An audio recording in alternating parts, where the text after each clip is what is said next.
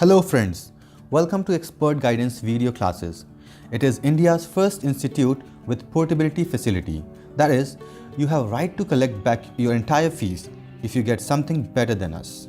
I am Pradeep Kumar, presenting you the very first video of organization series in English. It is being parallelly made in Hindi. You can find the link in description box.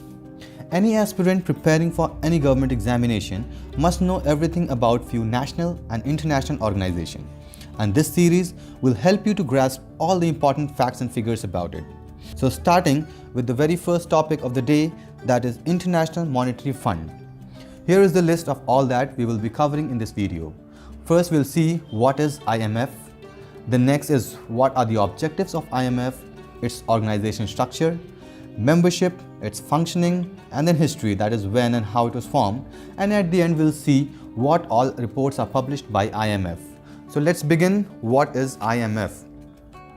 It is an international organization working to promote global monetary cooperation, secure financial stability, facilitate international trade, promote high employment and sustainable economic growth, and reduce poverty around the world. How it does all of the above, we'll see this later in this video. First, let's take a quick look at few facts. It was formed on 27 December 1945. It is located in Washington, D.C., and the current managing director is Christine Lagarde. Now we are going to see the objectives of International Monetary Fund. The very first objective is international monetary cooperation. The foremost objective of the fund was to establish monetary cooperation among the various member countries. The next objective is to promote exchange stability, that is, for providing the bad effect of depreciation on exchange rates. The third objective is to eliminate exchange control. How it does? So IMF is to eliminate the control over foreign exchange. How? During war period, almost every country has fixed the exchange rate at a particular level. This has adversely affected the international trade. Hence, it becomes inevitable to remove the control over exchange rate by boosting international trade. The next objective is establishment of multilateral trade and payment. IMF aimed at establishing multilateral trade and payment system in the place of old bilateral trade by eliminating of exchange restriction, which hampers the growth of smooth trade relation in the world trade. The next objective is growth of international trade. IMF is useful to promote international trade by removing all obstacle and bottleneckness which had created unnecessary restriction. The next objective is expansion of capital investment in underdeveloped countries. IMF provide assistance to import capital from the rich countries to the poor countries so that the poor or underdeveloped country get a chance to expand their capital investment on productive activities or social overheads, which in turn help to standard of living and to achieve prosperity among member countries. The last objective of IMF is generating of higher employment and income. IMF helped to expand the trade with the significant measure of multilateral trade and balance economic growth. This is in turn generate employment and income. The next topic that we are going to look is the structure of IMF. The IMF has a managing team and 17 departments that carries out it. There are policy, analytical and technical work also involved in IMF. One department is charged with managing the IMF's resources. This section also explains where the IMF gets its resources and how they use it. As we know, there is always some head of any kind of organization. So similarly, in IMF, it is run by a board of governors which makes decision on major policies issues but delegates day-to-day decision making to executive boards. All the member countries are represented on the board of governors which meet once per year. Each member country appoints a governor and an alternate governor to represent it to IMF. The governor are usually the ministries of finance or governors of the central banks. The IMF's 24-member executive board managing director. The managing director is selected by executive board every 5 years, and 3 deputy managing directors, each from a different region of the world, report to the managing director. The IMF's employees come from all over the world. They are responsible to the IMF and not to the authorities of countries of which they are citizens. There are few committees in IMF. The International Monetary and Financial Committee, which is a committee of Board of Governors meet twice per year to evaluate policy issues relating to the international monetary system. The IMF Development Committee, which is composed of members of the Board of Governors of both the IMF and the World Bank, which advises and reports to IMF governors on matters concerning developing countries. Now we'll see what are the resources. Most resources of IMF loans are provided by member country, primarily through their payment of quotas. And this special drawing right is a very important topic. That means the right to withdraw loans from IMF. So how it does, we'll see here. The SDR is an international reserve assets created by IMF in 1969 to supplement its member countries' official reserves.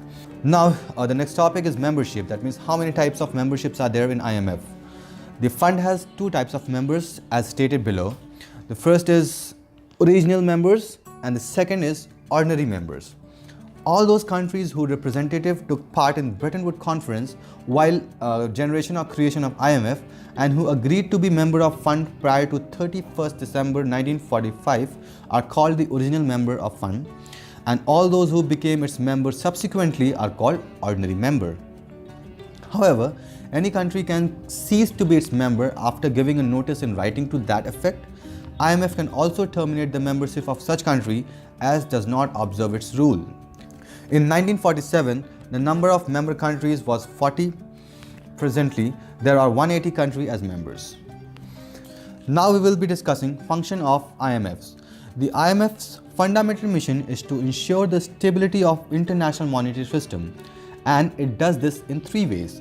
The first way is keeping track of global economy and the economies of member countries. The second way is lending to the countries with balance of payment difficulties. And the third way is giving practical help to its members. Now let's see these ways in details. The very first way how it helps to the member countries is by economic surveillance. It monitors economic and financial development and policies in member countries at the global level and then gives policy advice to its member based on its observation and experience. Its advices generally focus on macroeconomic, financial sector regulation and structural policies. And how it does this? To do this, the IMF engages in three types of surveillance. First, country surveillance, second, global surveillance, and the third is regional surveillance. During country surveillance, which occurs annually, a team of economists visits a member country to collect data, examine policies, and meet with government and bank officials. The team submits its finding to IMF Executive Board, which makes recommendation to the country. Now, the second way through which it helps the member country is by lending. One of the IMF's single biggest function is lending money to its member. If a country is unable to make payments to other countries without taking measures destructive of national or international prosperity, such as implementing trade, restriction or devaluation its currency, it may borrow money from IMF also. Conditions which has to be followed before borrowing money from IMF. When IMF lends a country money, it often requires the borrower to follow a program aimed at meeting certain economic goals, which are described in a letter of intent from borrowing government to IMF's managing director. Now here we have to note a certain point. IMF loans are not provided to fund particular projects or activities. They are provided to promote a country's overall economic growth. The duration, payment term and lending condition vary on case by case. The IMF charges borrower a market-related interest rate and also requires service charge and a refundable committee fee. Friends, you will be surprised to know that low-income countries pays as little as 0.5% per year. The IMF also lends money to countries dealing with sudden losses of financial confidence, such as after natural disasters or wars, in order to prevent the spread of financial crisis stemming from those countries. When a country borrows from the IMF, the proceeds are deposited in the country's central bank, not any other bank. The repayment period varies from each loan, but the maturity usually extends from 6 months to 10 years. The international community places considerable pressure on the borrower to repay the IMF so that those funds are available to other countries. It's very common. And the IMF in turn is diligent about timely repayment in order to maintain its status as a preferred creditor. Now the last and the third way how it helps to the member country is capacity development. The IMF works with the government around the world to modernize their economic policies and institutions and train the people. This helps the country strengthen the economy, improve growth and create jobs. Now I will be talking about its history, that is, why was it required to be made and how was it created. The establishment of International Monetary Fund is a great landmark in history of international monetary cooperation. After First World War, commercial rivalry rose among the major countries of the world. The breakdown of gold standard caused a great panic and confusion. USA, England and France tried to establish exchange stability under Tripartite Agreement of 1936, but it also failed during the period of Second World War. Some of the major countries of the world again tried to return to the gold standard. Thus, under gold standard, these countries wanted to maximize their exports and export and minimize their import. To achieve these objectives, several countries resorted to devaluate their currency. Thus, during this period, there was almost destruction and devastation in the most of the countries. Exchange rates started fluctuating, which adversely affected the economy. To the close of Second World War, dire need was felt for establishment of monetary institution. The British put forward a plan called KS Plan, while USA forwarded another plan named White Plan. An international conference was held at Bretton Woods in July 1944. Representatives of 44 countries participated in the conference, and as a result, IMF came into existence. Now the last topic that we are going to see now are the reports published by IMF. The very first report published is Global Financial Stability Report, and the second report is World Economic Outlook. So first let's take a look at Global Financial Stability Report. It is a semi-annual report by International Monetary Fund that assesses the stability of global financial markets and emerging markets financing. It is released twice per year in April and the second is October. The Global Financial Stability Report focuses on current condition, especially financial and structural imbalances that could risk an upset in global finance stability and access to financial by emerging market countries. It replaces two previous reports by IMF, the Annual International Capital Market Report and the second is Quarterly Emerging Market Financing Report. And now we should know what is the purpose of removing them. So it was provide a more frequent assessment of the worldwide financial market and to focus on emerging market financing in the global context, which was not easily done by the other two reports with which it has been replaced. Now we are going to see what is the second report published by IMF, and it is World Economic Outlook. It analyzes key part of the IMF surveillance of economic development and policies in its member countries. It also projects development in global financial market and economic system. The World Economic Outlook is usually prepared twice a year and used in meeting of International Monetary and Financial Committee. Now if we see World Economic Outlook in current scenario, it shows that global growth is expected to slow to 2.9% in 2019. International trade and investment are moderating. Trade tension remains elevated and financial conditions are tightening.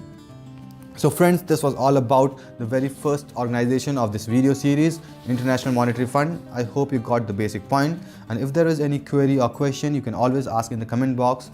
Thank you for watching this video. We will soon meet in next video. Thank you.